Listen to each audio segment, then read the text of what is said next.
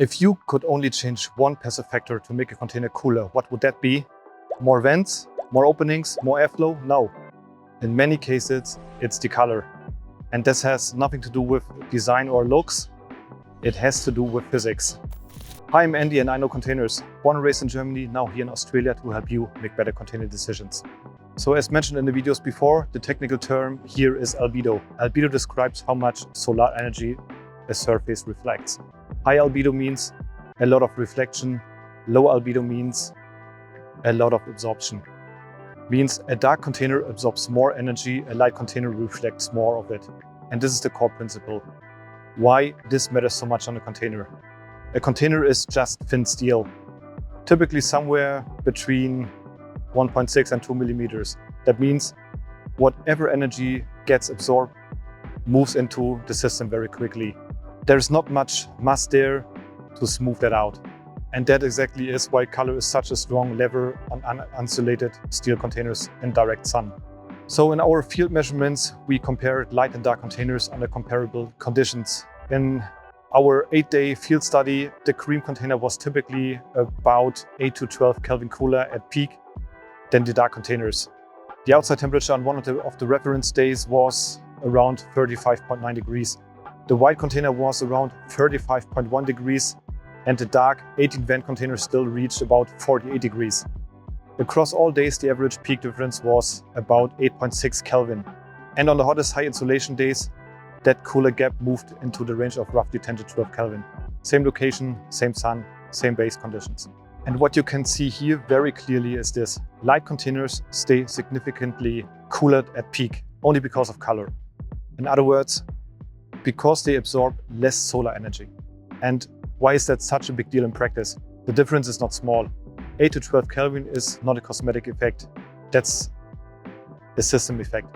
And in real world applications, there can be the difference between acceptable and damaging, between usable and risky, or between a container that is manageable and one that is a terrible problem.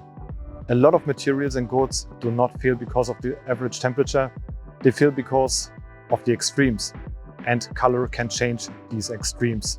So now let's talk about the white roof. A white roof absolutely makes sense, no questions. Why?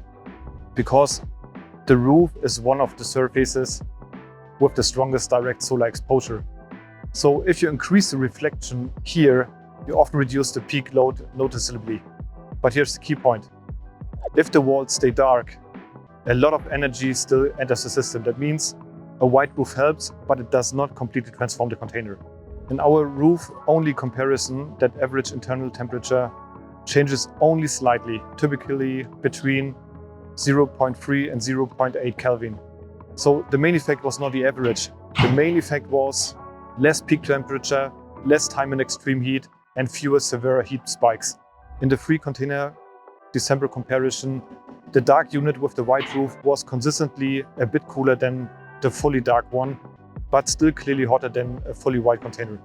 Peak reduction there was roughly 1.5 to 2 degrees compared with a fully dark unit. So the best way to think about this is white roof is good for peak shaving. A full light container is a stronger system change. Short version, a white roof helps, a fully light container helps more. And yes, that matters almost everywhere. Even in colder climates, dark containers can still get very hot. And every reduction by several Kelvin changes the risk profile. So even there, color is not just an optical detail, it's a real technical lever. If I reduce all of this to 3 simple statements, then these. First, on uninsulated steel containers, color is one of the strongest passive levers against overheating. Second, vents do not replace albedo. And third, a white roof is useful, but a fully light container changes more. So as I said, albedo is energy management. And if you really want to understand containers, you have to understand energy flow. And once you understand energy flow, you can control heat much better. Yeah, if this helped you, leave a like and subscribe. If you're planning a container project, start with our quiz on shipping-containers.com.au. Define your use case and pathway first, then choose the container. Thanks for watching. I'll see you in the next one.